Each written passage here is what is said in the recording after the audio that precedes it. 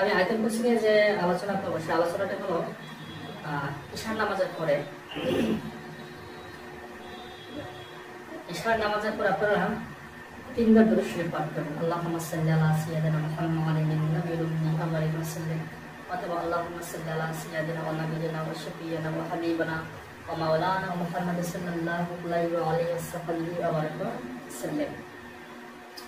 তারপর আপনারা আয়াতুল কুরসি এভাবে পাঠ করবেন না, আল্লাহু লা ইলাহা ইল্লাহু ওয়াল হাইয়ুল কাইয়্যুম বলেন বিসমিল্লাহির রহমানির রহিম।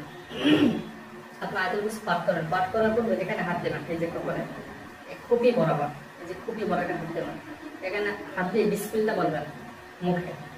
তারপরে এভাবে আপনারা আমি যেভাবে নিয়ম বলে দিচ্ছি ঠিক সেভাবে পাঠ করবেন। একবার পাঠ করলে ইনশাআল্লাহ যথেষ্ট। বিসমিল্লাহির রহমানির রহিম এভাবে ঘোরাবেন।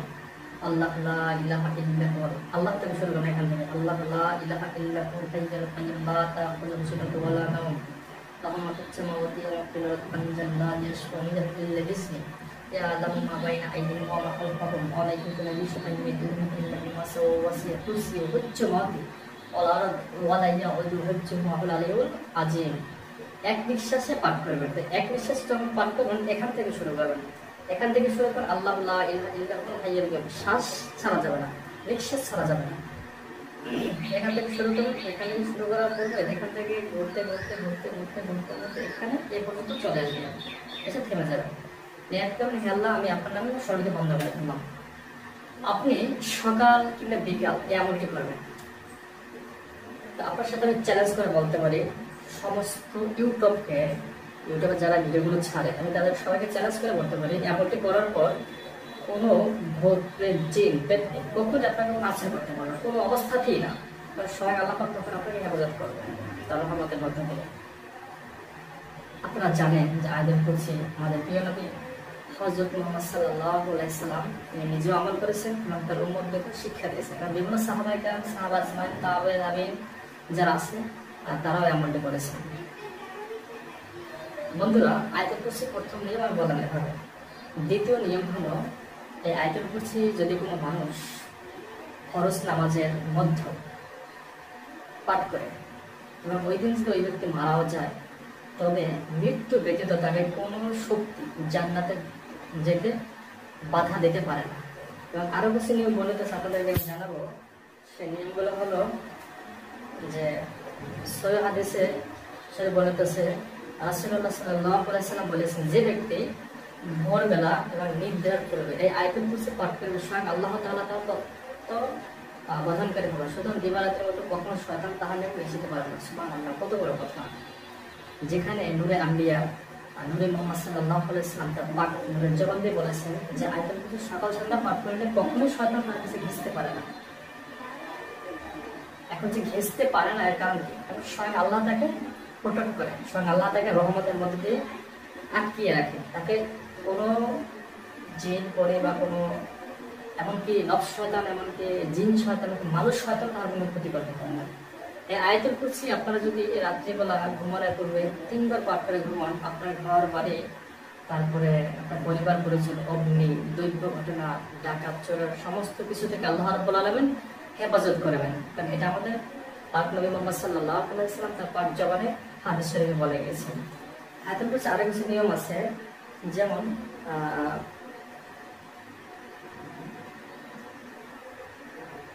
গভীর রাতে ধরে আপনি কোথায়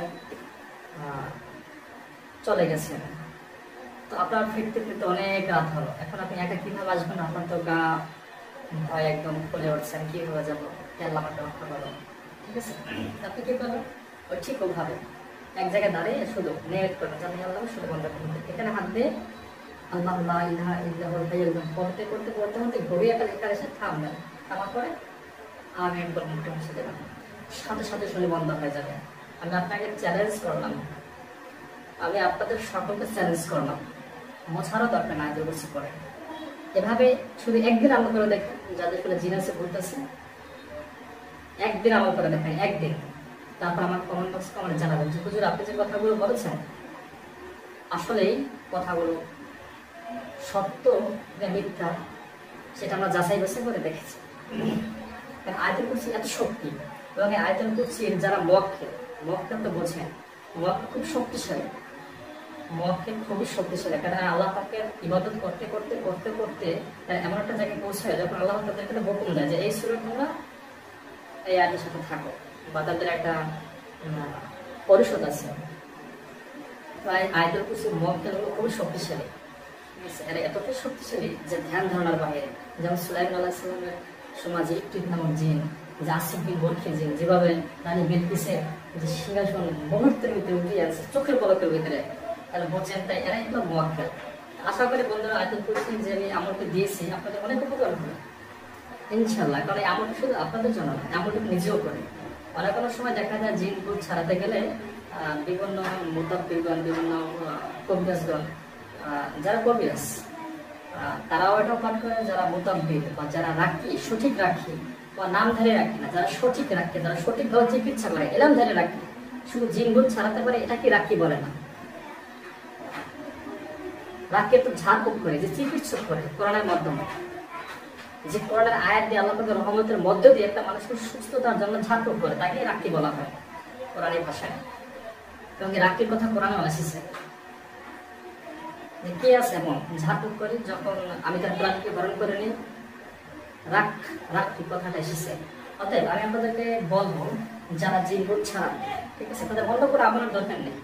আর কোরআনে বিভিন্ন আয়াত আছে, যেমন বিসমিল্লাহির রহমানির রহিম, কুল লা ইয়ানসিবানা ইল্লা মা কাতাবাল্লাহু লানা হুয়া মাওলানা ওয়া আলাল্লাহি ফালায়াতাওয়াক্কালুল মুমিনুন। হ্যাঁ, এরকম বিভিন্ন আয়াত আছে, এগুলো পাঠ করে শরীর বন্ধ হয়ে যায়। আসলে শরীর বন্ধটা শুধু নিয়তের উপর নির্ভর করে এবং মনের যে একটা বল, আসলে মনের শক্তি, মনের বলই হলো বড় বল। দোয়া কালামে হলো উছিলা মাত্র, মনের বল, মনের শক্তি হলো প্রকৃত শক্তি, মনের শক্তি হলো প্রকৃত শক্তি, মনের বলই হলো প্রকৃত বল। আর দোয়া কালাম শুধুমাত্র উছিলা। তা আপনারা যখনই যেখানে যাবেন, কোনো রাস্তাঘাটে বা কোনো কবর শ্মশানে মশানে বা দূর দূরবর্তী স্থানে বা জঙ্গলের ভিতরে, তখন আপনি এটা পাঠ করবেন। আমি আপনাদেরকে চ্যালেঞ্জ করে বললাম, আমি আপনাদেরকে এক আল্লাহর নামে সাক্ষী রেখে বললাম, যদি এই নিয়ে আপনি প্রসেস বন্ধ করেন, আপনাদের কোনো জিন করে কোনোভাবেই ক্ষতি করতে পারবে না। আপনার চারপাশে, আপনার যে রাস্তায় যাবেন এরিয়ার ভিতরে থাকবে না সে, কারণ তখন থাকবে একমাত্র স্বয়ং আল্লাহ আপনার সাথে। জগৎ ব্রহ্মাণ্ডের বলে একমাত্র আল্লাহ বলার আপনার সাথে থাকবে। সকল প্রশ্ন সম্পন্ন আল্লাহ তাআলা, যিনি আমাদেরকে জীবন দিয়েছেন, আবার মৃত্যু দেবেন, আবার আমাদেরকে জীবিত করবেন, তার সর্বাবস্থায় তার শুকরিয়া আদায় করি। আপনারা সবাই শুকরিয়া আদায় করবেন, কারণ তার নিয়ামতের শুকরিয়া আদায় করলে তিনি অত্যন্ত খুশি হন। তিনি অত্যন্ত করুণাময়, বড়ই নিতান্ত দয়ালু। তাহার মতো দয়া বিশ্ব জগতে আর কাহার নেই। তিনি কত পবিত্র, মহান, আলস্য, সমাসীন। তিনি আমাদেরকে লালন করাবেন। অতএব সর্বাবস্থা আমরা তার উপর তাওয়াক্কুল এবং ভরসা করে চলবো, তাহলে আমাদের জীবন সুন্দর সার্থক হবে। আমাদের জীবনে চলাফেরা করতে বিভিন্নভাবে বাধা আসে, বিভিন্ন ধরনের সমস্যা সৃষ্টি করে, আমরা তৎক্ষণের সাথে সাথে আল্লাহ পাকের শরণাপন্ন হবো। এটাই হলো মুসলমানদের প্রধান কাজ এবং কর্তব্য। এবং সর্বাবস্থা তার সাথে আমাদের সমস্যার কথাগুলো বলবো এবং তার যে আদেশ নিষেধ কোরআনে এসেছে আমরা এগুলো সবসময় মেনে চলবো। তো শৈলবন্ধের যে নিয়মটি বলতে আপনাদেরকে বললাম, আশা করি এই নিয়মটি সারা জীবনের জন্য একটা নিয়মে যথেষ্ট, আর কোনো নিয়মের দরকার নেই। কারণ কোরআনের কাছে আল্লাহ পাকের যেখানে সৃষ্টিকর্তা যিনি সৃষ্টি করেন, এই যখন এই বাণী দিয়েছেন, তার বাণী সঠিকভাবে যদি প্রয়োগ করে, তার কাছে কখনো কোনো জিনিস আসতে পারে না ইনশাআল্লাহ।